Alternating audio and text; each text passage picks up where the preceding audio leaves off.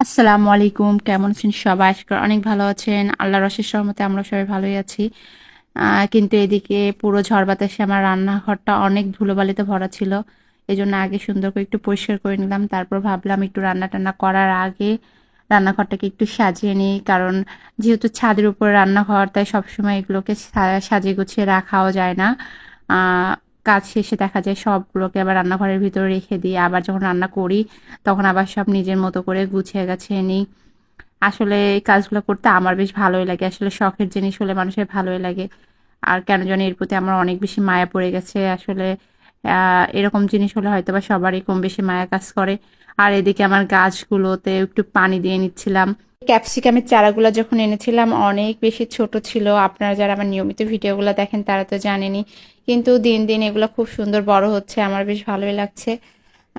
আসলে বড় যখন হচ্ছে, ঝাল যখন ধরবে দেখতে কিন্তু আসলে অনেক বেশি সুন্দর লাগবে।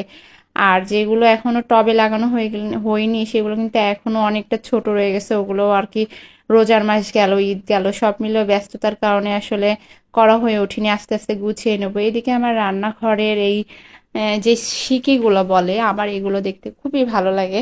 এগুলো আসলে রান্নাঘরটার সৌন্দর্যটা খুবই বেশি মানানসই করে তোলে। যাই হোক, আজকে ভাবলাম একটু রান্না করব। কি রান্না করব? দুপুরে রান্না অলরেডি হয়ে গেছে। তাই ভাবলাম সবাই মিলে আজকে রান্নাঘরটা গোছানো শেষে একটু নাস্তা-টাস্তা বানাবো। এজন্য আগে এগুলো গুছিয়ে নিচ্ছিলাম, যে এগুলো আগে গোছানো হয়ে যাক, তাহলে দেখতেও বেশ সুন্দর লাগবে।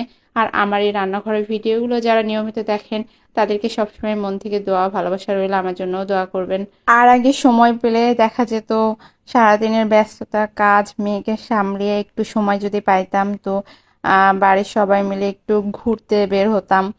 এখন কি বলবো, এমন একটা সময় এসেছে যে এখন আর ঘুরতেও ভালো লাগে না। এখন যদি একটু অবসর সময় পাই, আমার এই রান্নাঘরে বসে আমি সময়টা কাটিয়ে দিই সবার সাথে গল্প সল্প করতে করতে।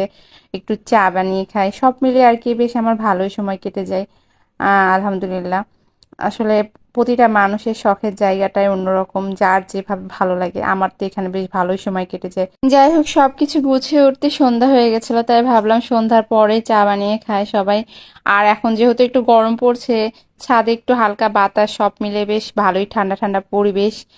আর এই তো চা বানানো হয়ে গেছিল, আমরা সবাই মিলে কিন্তু চা খাচ্ছিলাম। আর আমার বর বলছিল যে চাটা খেয়ে, তাকে যখন জিজ্ঞেস করলাম কেমন লাগছে, সে বলছে কিছুটা আহ কি বলবো, মাটির যে পাত্রে খাইলে একটা আলাদা একটা ঘ্রাণ থাকে, সেরকমই সে ফিল করতেছে। যাই হোক, সব মিলিয়ে ভালোই লাগছিল। আর সে যেহেতু দুধ চা খায় না, তাকে রং চাই বানিয়ে দিয়েছিলাম, কারণ সবাই বাড়ির বেশিরভাগ সবাই রং চাই খায়। আমিও খাচ্ছিলাম। এই তো তারপরে গল্প আড্ডা চলতেই রইলো।